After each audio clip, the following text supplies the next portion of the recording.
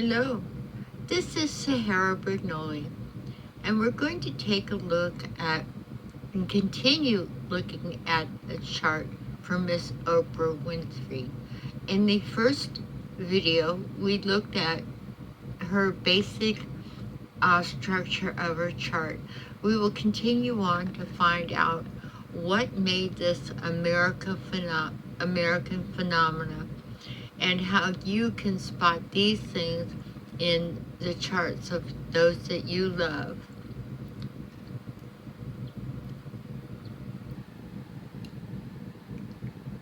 We left off by looking at the wealth-making capability of the second house of land, fortune, values. People with active second houses are working on value in some way. It can be personal value, land value,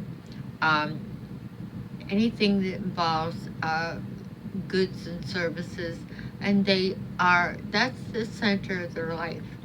Another thing that has made Miss Winfrey stand out is a trine from Jupiter, the Great Beneficent, in an air sign to her Mercury.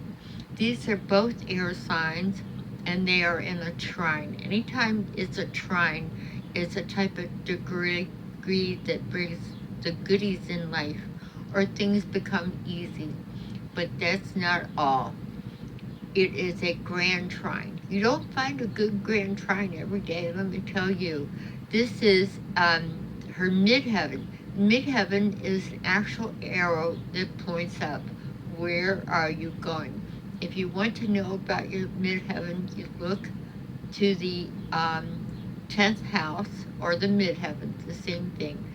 So you have a grand trine involving Mercury. Mercury is what you think about. And what is it trying to in an air sign, the intellectual sign of air? It is trying Jupiter, the Great Beneficent. It brings grandiose and big and more and goodies and the wonderful things of life. The thing that made her life turn around, aside from her natural desire to learn and grow, is that her Jupiter says that when she was born, it was in retrograde, meaning it was going backwards.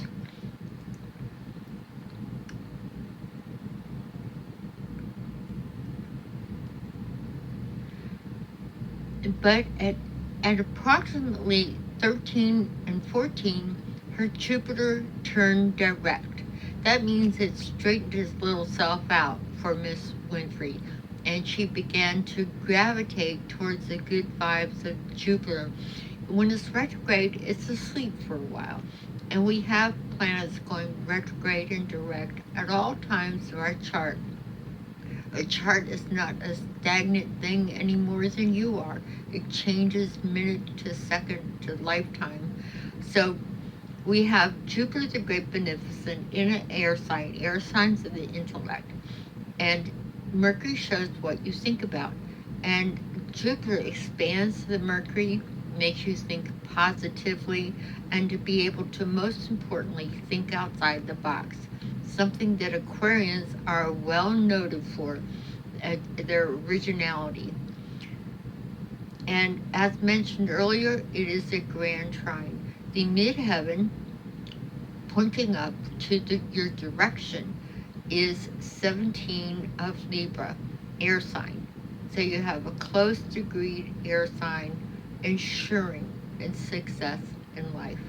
This is how a little girl from the depths of the racial South became so amazingly fulfilled and has changed us all.